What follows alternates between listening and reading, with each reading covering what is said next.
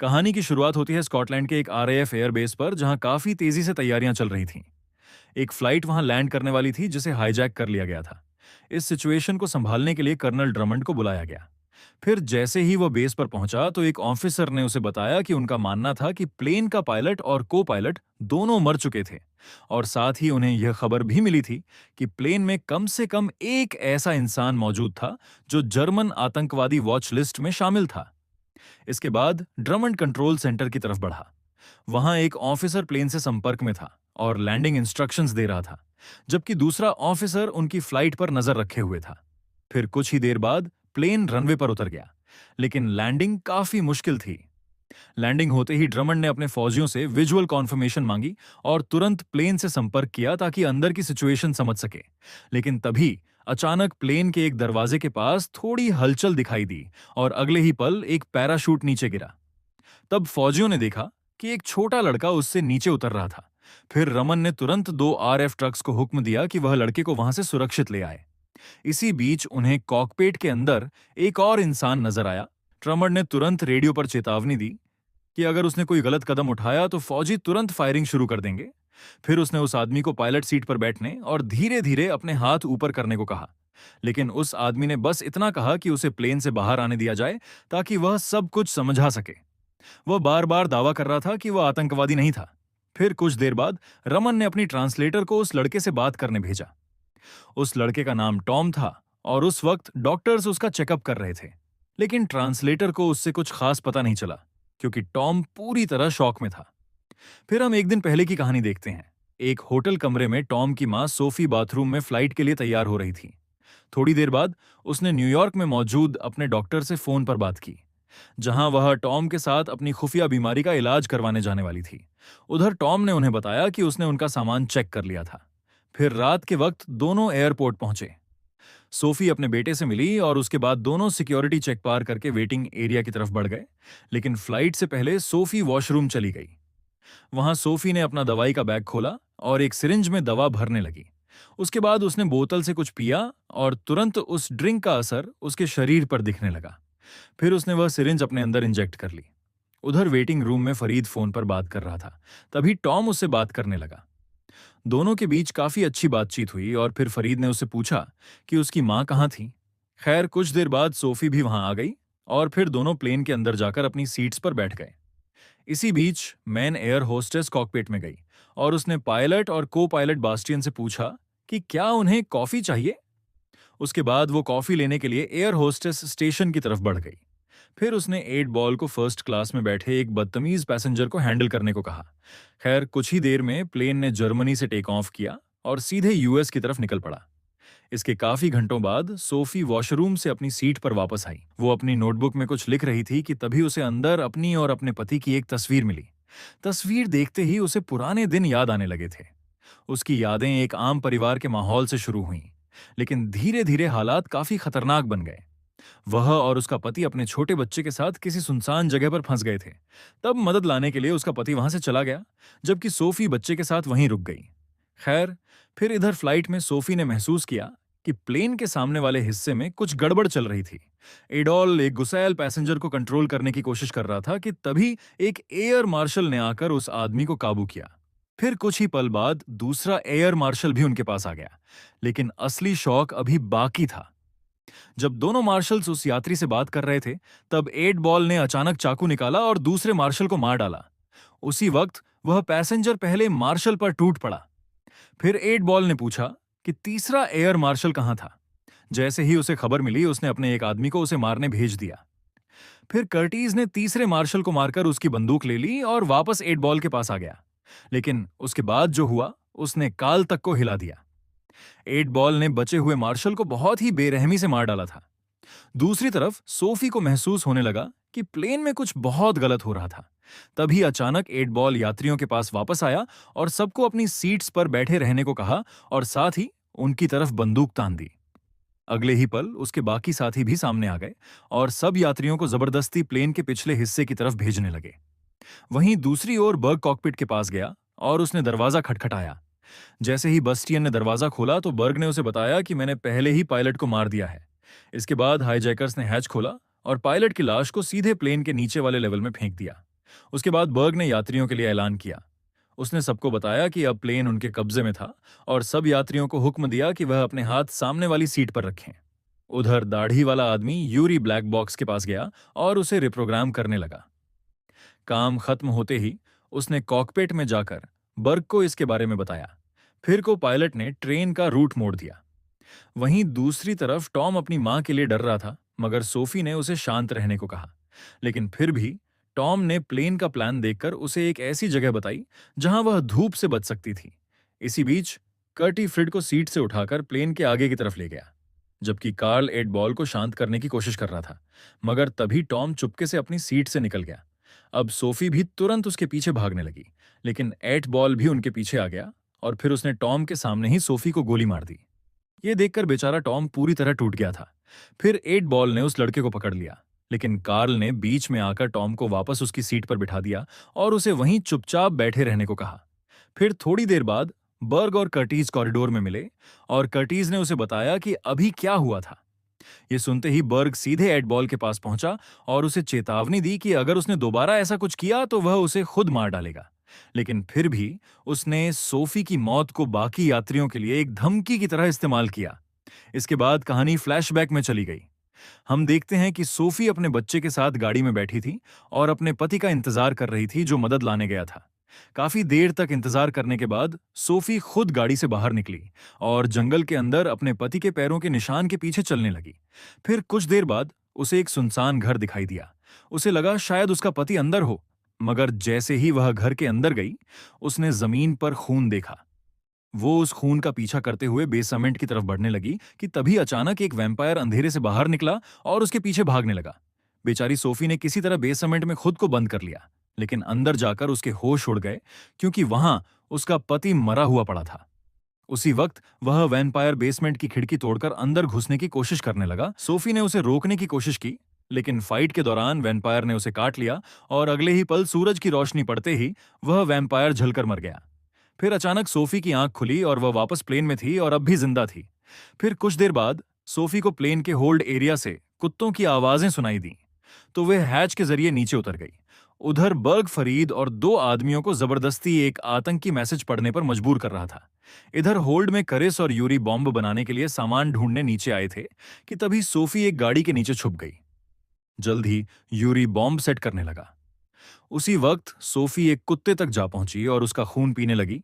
वो कुत्ता इतनी जोर जोर से आवाजें करने लगा कि यूरी परेशान हो गया और वापस होल्ड एरिया में आ पहुंचा।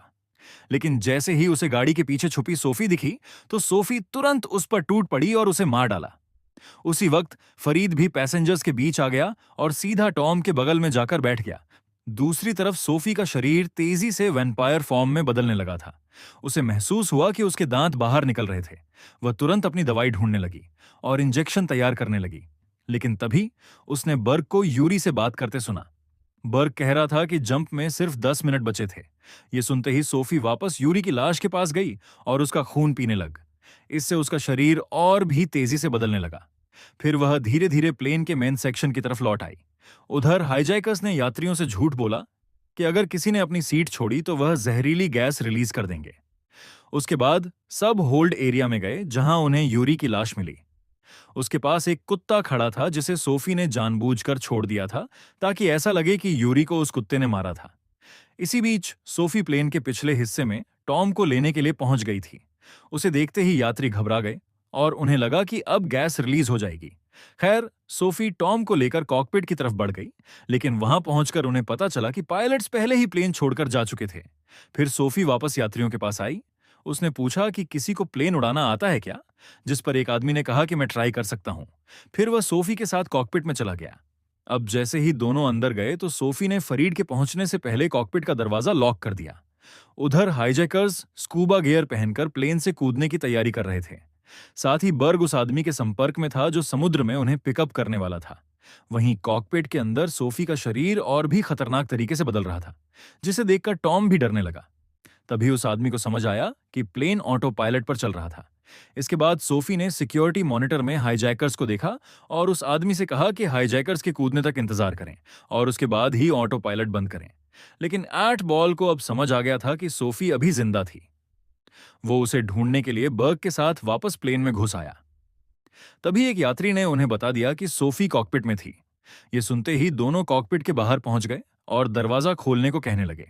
लेकिन सोफी ने कॉकपिट वाले आदमी से कहा कि प्लेन को फिर से यूएस की तरफ मोड़ दे। मगर वह आदमी बोला कि यूरोप ज्यादा पास था। लेकिन सोफी को देखकर वह इतना डर गया था कि उसने बिना बहस किए उसकी बात मान ली। फिर जैसे ही हाईजैकर्स ने प्लेन के रूट को बदलते हुए देखा तो उन्होंने एक पैसेंजर को मारने की धमकी दे दी। फिर बर्ग ने बिना सोचे उस यात्री को गोली मार दी। इसके बाद उसने सोफी से कहा कि जब तक वह कॉकपिट का दरवाजा नहीं खोलेगी तब तक वह एक एक करके सबको मारता रहेगा। उसके बाद उसने 8 बॉल को हुक्म दिया कि वह अगला शिकार लेकर आए। वह दरिंदा जब भीड़ में गया तो एक छोटी लड़की को पकड़कर बर्ग के सामने ले आया। बर्ग ने अब उस लड़की को सामने खड़ा कर दिया ताकि सोफी उसे देख पाए। लेकिन वह लड़की को कोई नुकसान पहुंचा उससे पहले ही सोफी तुरंत कॉकपिट से बाहर निकली। अगले ही पल वह बर्ग पर टूट पड़ी और उसके गले में दांत घुसा दिए। यह देखकर बस्टियन और बाकी पैसेंजर्स की रूह कांप गई और वहीं कॉकपिट में मौजूद आदमी ने तुरंत दरवाजा बंद करके लॉक कर दिया। इधर सोफी ने बर्ग का खून पीना खत्म किया और फिर बाकी हाईजैकर्स के पीछे भागी। सब डरकर होल्ड एरिया की तरफ भागने लगे। लेकिन असली मौत का खेल अब शुरू हुआ। बर्ग का शरीर भी धीरे धीरे बदलने लगा था। फिर जैसे ही सोफी ने उसकी आवाज सुनी तो वह तुरंत वापस आई और उसका खात्मा कर दिया। इधर 8 बॉल ये सब अपनी आंखों से देख रहा था। उसके बाद सोफी कॉकपिट के दरवाजे के पास गई और टॉम को बोला कि वह दरवाजा बिल्कुल ना खोले क्योंकि वही उसके लिए सबसे सुरक्षित जगह थी। फिर वह वॉशरूम में चली गई जहां शीशे में उसने देखा कि उसकी ट्रांसफॉर्मेशन कितनी ज्यादा बढ़ चुकी थी। दूसरी तरफ हम देखते हैं कि एड बॉल ने सोफी का बैग चेक किया और कुछ देर बाद वह उसकी नोटबुक लेकर बाकी हाईजैकर्स के पास लौट आया। नोटबुक पढ़कर उसने सबको बताया कि सोफी असल में एक वैम्पायर थी। लेकिन कार्ल ने अपनी आंखों से कुछ नहीं देखा था, इसलिए जब बाकी लोग सोफी के हमलों के बारे में बताने लगे तो उसने किसी की बात पर यकीन नहीं किया। वह ज्यादा परेशान एड बॉल की भयानक सोच से था। तभी एड बॉल ने सबको एक यूवी लाइट दिखाई जिससे वह सोफी को नुकसान पहुंचाना चाहता था। उधर सोफी ने फिर से अपनी दवाई इंजेक्ट की और तभी एक और फ्लैशबैक शुरू हो गया। हम देखते हैं कि सोफी अपने बच्चे टॉम का ख्याल रखने की कोशिश कर रही थी और साथ ही अपनी खून की भूख भी शांत करने की। लेकिन जब बच्चा लगातार रोता रहा तो एक पल के लिए सोफी के अंदर का राक्षस बाहर आ गया। वह उस पर गुर्राने लगी। लेकिन अगले ही पल वह खुद को रोकने के लिए बाथरूम में भागी और अपने दांत तोड़ डाले ताकि वह टॉम को कभी नुकसान ना पहुंचाए। इसके कुछ वक्त बाद सोफी वापस उसी घर में गई जहां वह वैम्पायर बनी थी। वहां उस वैम्पायर का बाप सामने आया जिसने सोफी को काटा था। उस आदमी ने बताया कि उसका बेटा कभी खुद को काबू नहीं कर पाया था और सच तो यह था कि वह खुद भी नहीं कर पाता था, चाहे वह नॉर्मल दिखने का कितना भी नाटक करे। ये कहकर उसने सोफी को गोली मार दी क्योंकि उसका मानना था कि उन जैसे लोग सिर्फ बदनसीबी और दर्द लेकर आते थे। वहीं प्लेन में एड बॉल लकड़ी को छील कर एक भाला बना रहा था, जबकि बाकी हाईजैकर्स इस बात पर बहस कर रहे थे कि अब आगे क्या करना है। तब कार्ल ने बेस्टियन को समझाया कि हमारे पास बस एक ही तरीका है, किसी भी तरह कॉकपिट में घुसकर प्लेन को सही रूट पर लाना होगा। वहीं इसी बीच टॉम कॉकपिट से बाहर आ गया। अंदर मौजूद आदमी उसे रुकने के लिए चिल्लाता रहा, लेकिन टॉम ने किसी की नहीं सुनी। उसने किसी तरह वॉशरूम का दरवाजा खोलकर अपनी मां को बाहर निकाला और जैसे ही कॉकपिट वाले आदमी ने उन्हें देखा तो उसने तुरंत खुद को वापस कॉकपिट में बंद कर लिया। उसी वक्त सोफी भी धीरे धीरे उठने लगी और सीधा 8 बॉल की तरफ बढ़ी। मगर 8 बॉल पहले से तैयार खड़ा था। अगले ही पल उसने यूवी लाइट सोफी पर डाली जिससे उसकी त्वचा जलने लगी और वह दर्द से बेहोश होकर गिर पड़ी। यह देखकर एड बॉल ने बाकी हाईजैकर्स को हुक्म दिया कि वो प्लेन का कंट्रोल वापस लें, जबकि वो खुद पीछे रुक गया ताकि यह समझ सके कि सोफी असल में थी क्या। तभी उसे एक सिरिंज मिली। अब वो उसमें सोफी का खून भरने लगा। अब जैसे ही वह लकड़ी के स्टिक से सोफी को मारने वाला था तभी टॉम वहां पर आ गया और 8 बॉल पर बंदूक तान दी। लेकिन वह दरिंदा बिल्कुल नहीं डरा। वो धीरे धीरे टॉम की तरफ बढ़ने लगा और जैसे ही उसने बंदूक पकड़ने की कोशिश की अचानक से ट्रिगर दब गया और अगले ही पल प्लेन की खिड़की टूट गई। इस वजह से कैबिन का प्रेशर अचानक गिर गया और पूरा प्लेन जोर जोर से हिलने लगा। उधर कॉकपिट में बेस्टियन ने सबको सावधान किया कि ऑक्सीजन सिर्फ 10 मिनट के लिए बची थी और अगर प्लेन को जल्दी नीचे नहीं लाया गया तो सब मारे जाएंगे। इसी बीच हम देखते हैं कि सोफी ने टॉम को ऑक्सीजन मास्क तक पहुंचाया। फिर उसने जल्दी से बंदूक उठाई और 8 बॉल को गोली मार दी। इसके बाद 8 बॉल वहां से भागने लगा।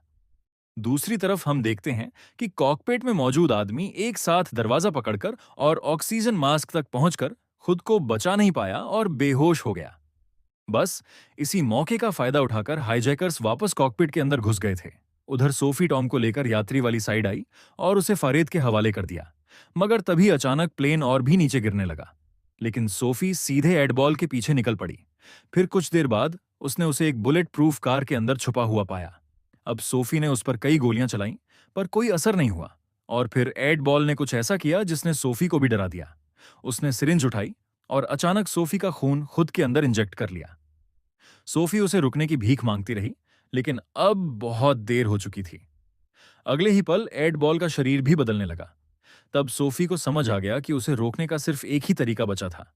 अब वह तुरंत माचिस और शराब ढूंढने लगी। फिर वह वापस कार के पास आई और पूरी शराब अंदर डाल दी। फिर अगले ही पल उसने आग लगा दी और एट बॉल जिंदा जलने लगा। तब आग की रोशनी में सोफी को उस पुराने वैम्पायर की बातें याद आई कि उन जैसे राक्षसों को अपनी बुराई दुनिया में फैलने नहीं देनी चाहिए। फिर सोफी ने एडबॉल का चेहरा बार बार कुचलना शुरू कर दिया। लेकिन आखिरी वार से पहले एडबॉल ने उससे एक बात कही। उसने कहा कि वह कभी अपने अंदर के राक्षस को काबू नहीं कर पाएगी। इसके कुछ देर बाद प्लेन आखिरकार स्टेबल हो गया। लेकिन हाईजैकर्स ने देखा कि होल्ड एरिया में आग लगी थी। वह नीचे जाने ही वाले थे कि तब तक सोफी किसी तरह आग पर काबू कर चुकी थी और वापस प्लेन के अंदर घुस रही थी। लेकिन जैसे ही हाईजैकर्स ने उसे देखा तो उन्होंने तुरंत फायरिंग शुरू कर दी। ये देखकर सभी यात्री बुरी तरह घबरा गए और सब आगे की तरफ भागने लगे। उन्हीं में फारड भी था, जो टॉम को लेकर भाग रहा था। मगर बाद में हाईजैकर्स जब वापस बुलेट प्रूफ कार के पास पहुंचे तो उन्होंने देखा कि एट बॉल अभी भी जिंदा था। लेकिन अगले ही पल वह अचानक कर्टीज पर टूट पड़ा और उसका खून पीने लगा। फिर वह कार से बाहर निकला और बाकी लोगों के पीछे भागने लगा। उधर सोफी ने होल्ड एरिया का दरवाजा बंद कर दिया था। तभी उसे टॉम की आवाज सुनाई दी, जो चिल्लाकर कह रहा था, ये सब लोग मुझे मारना चाहते हैं। लेकिन फ्रिड ने तुरंत कहा कि वह उसे कोई नुकसान नहीं पहुंचाएंगे। लेकिन बाकी पैसेंजर ऐसा ही सोच रहे थे, क्योंकि उसी वक्त एक पैसेंजर ने सोफी पर गोली चला दी। यह देखते ही सोफी उस पर टूट पड़ी। बाकी लोग उसे रोकने की कोशिश करने लगे, लेकिन वह सब कुछ झटके से हटाकर सीधे फारिद की तरफ बढ़ने लगी। लेकिन फिर टॉम ने किसी तरह उसे समझाया और फारिद को न मारने के लिए मना लिया। लेकिन इतने में उस दूसरे पैसेंजर ने उस पर बंदूक तान दी थी। लेकिन तभी सोफी को होल्ड एरिया से दूसरे वैम्पायर्स की आवाजें सुनाई दी। उसे समझ आ गया था कि अगर वह वापस प्लेन में आ गए तो सब खत्म हो जाएगा। अगले ही पल वह नीचे भागी और एट बॉल को एक दरवाजे के पीछे बंद करने की कोशिश करने लगी। फरीद भी उसकी मदद के लिए नीचे आ गया, लेकिन एट बॉल ने तुरंत उसे काट लिया। तभी दूसरे आदमी ने एट बॉल को गोली मार दी जब वह दरवाजा तोड़कर बाहर निकलने लगा था। लेकिन अब फारिद जख्मी हो गया था और फिर सोफी को एक बहुत ही मुश्किल फैसला लेना पड़ा। उसने तुरंत फारिद का हाथ काट डाला ताकि इन्फेक्शन उसके पूरे शरीर में ना फैल सके। इसी बीच नीचे से कर्टीज, जो पूरी तरह से वैम्पायर बन चुका था, प्लेन में घुसने की कोशिश कर रहा था। लेकिन सोफी ने किसी तरह करिस और एट बॉल दोनों को खत्म कर दिया और एयर होस्टेस को वैम्पायर बनने से बचा लिया। उसके बाद वह वापस यात्रियों के पास गई, जहां उसे बस्टियन मिला।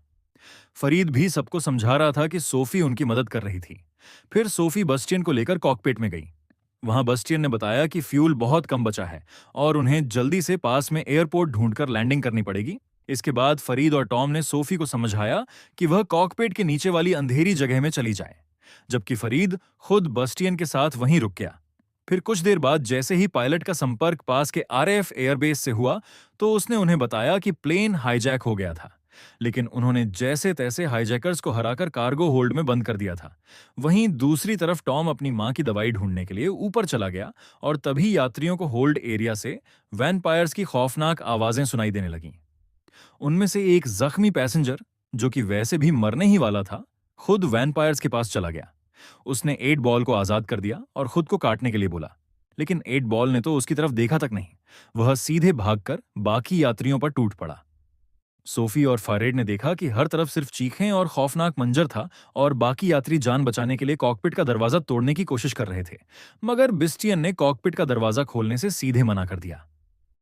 तब सोफी को समझ आ गया था कि प्लेन को लैंड करवाना बहुत खतरनाक होगा, क्योंकि अगर वैम्पायर्स बाहर निकल गए तो सब बर्बाद हो जाएगा।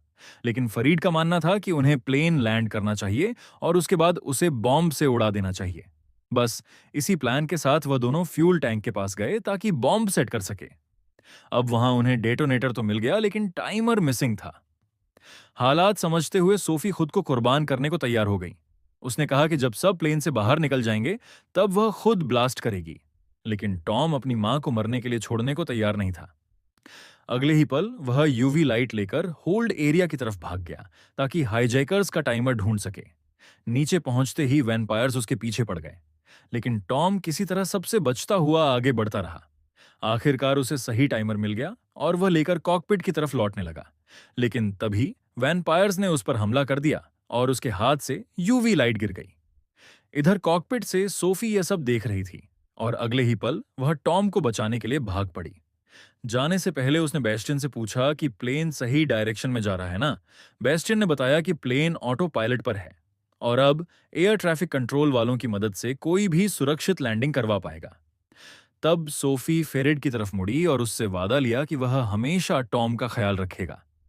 उसके बाद उसने बास्टियन का खून पीना शुरू कर दिया, क्योंकि वह जानती थी कि अब वह पूरी तरह वैम्पायर बनने वाली थी। दूसरी तरफ टॉम को वैम्पायर्स ने घेर लिया था। तभी एट बॉल ने उसकी चीख सुन ली और उसे अपना शिकार बनाने का ऐलान कर दिया।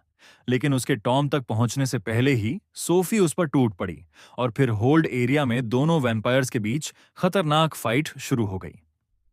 फाइट के दौरान एट बॉल ने सोफी को काट लिया, लेकिन तब टॉम को एक खतरनाक आइडिया आया। उसने होल्ड का दरवाजा खोलकर प्रेशर ब्लास्ट करने का प्लान बनाया ताकि सोफी एट बॉल को बाहर धकेल सके। इसी बीच कॉकपिट में फरीद ने देखा कि टॉम नीचे अकेला फंस गया था और तभी एट बॉल किसी तरह वापस प्लेन के अंदर आ गया और सीधे टॉम की तरफ बढ़ने लगा। इधर हालात देखते ही फरीद ने ऑटो पायलट बंद कर दिया और पूरे प्लेन को एक साइड टिल्ट कर दिया। अगले ही पल सूरज की रोशनी सीधे एट बॉल पर पड़ी और वह झलकर मारा गया। उधर टॉम ने अपनी मां को बचाने के लिए अपना ही खून उसे पिला दिया। कुछ पल बाद सोफी होश में आ गई, लेकिन अब वह मुश्किल से खुद को कंट्रोल कर पा रही थी। वह बार बार टॉम पर हमला करने वाली थी, इसलिए उसने खुद ही उसे दूर धकेल दिया और रेंगते हुए वापस होल्ड एरिया में चली गई। इसके बाद आरएफ बेस पर हम देखते हैं कि टॉम बार बार ट्रांसलेटर से कह रहा था कि फरीद को बचा लो, लेकिन वह रेसिस्ट ऑफिसर कहने लगी कि फरीद मेरे लिए बस एक आतंकवादी है और कुछ नहीं। मगर टॉम बार बार उन्हें समझाने की कोशिश कर रहा था कि उसे वैम्पायर से बचाना बहुत जरूरी है, वरना सूरज ढलने के बाद सब खत्म हो जाएगा। लेकिन किसी ने उसकी बात पर ध्यान नहीं दिया। आखिरकार डॉक्टर्स ने उसे नशे की दवा देकर बेहोश कर दिया और ड्रमंड ने फिर से पूरी कमांड संभाल ली। उसने अपने फौजियों को रुकने का हुक्म दिया, जबकि प्लेन के अंदर वैम्पायर्स बची हुई लाशों पर टूट पड़े थे। दूसरी तरफ फौज लगातार फरीद से संपर्क करने की कोशिश कर रही थी। वह उसे खुद को फौज के हवाले करने को कह रहे थे, लेकिन कोई भी उसकी बात समझ नहीं पा रहा था। फरीद बार बार उन्हें वह उसे खुद को फौज के हवाले करने को कह रहे थे, लेकिन कोई भी उसकी बात समझ नहीं पा रहा था। फरीद बार और फिर फौज ने उस पर फायरिंग कर दी। उसके बाद फौजी प्लेन के 22:58 अंदर जा घुसे और फरीद को बाहर खींच लाए ताकि वो प्लेन ब्लास्ट ना कर सके। लेकिन उन्हें बिल्कुल अंदाजा नहीं था कि अंदर उनका सामना किससे होने वाला था। उधर टॉम 23:07 को हॉस्पिटल ले जाया जा रहा था, लेकिन रास्ते में ही उसने वह दवा उठाई जो उसके लिए रखी गई थी और पैरामेडिक को इंजेक्ट कर 23:14 दिया। फिर उसने अपना टेडी बेयर उठाया और चलती गाड़ी से सीधे बाहर कूद गया। अगले ही पल वह पूरी तेज रफ्तार से प्लेन की तरफ 23:22 भागने लगा। दूसरी तरफ फौजी जैसे ही प्लेन के अंदर घुसे तो वैम्पायर्स ने उन पर हमला कर दिया। फरीद उन्हें सावधान करता रहा 23:29, लेकिन अब बहुत देर हो चुकी थी। मगर कुछ पल बाद फरीद ने ट्रक के पीछे से टॉम को देखा। 23:34 वह उसे आवाज देता रहा, लेकिन टॉम तक उसकी आवाज पहुंच ही नहीं पाई। जैसे ही टॉम प्लेन के पास पहुंचा तो उसने अपनी मां को 23:41 एक फौजी का खून पीते हुए देखा। वह जोर से उसे पुकारने लगा, लेकिन अब सोफी पहले जैसी नहीं रही थी और उसी पल टॉम को समझ आ गया 23:49 कि उसकी मां सच में खो चुकी थी। फिर उसने बिना एक पल सोचे प्लेन को उड़ा दिया। इतना जबरदस्त धमाका देखकर ड्रमंड और उसके फौजी 23:58 भी दंग रह गए। आखिरकार फरीद अपनी बची कुची ताकत से मलबे के पास पहुंचा, जहां टॉम अकेला खड़ा था और फिर दोनों एक दूसरे को चौले लगाकर रो पड़े।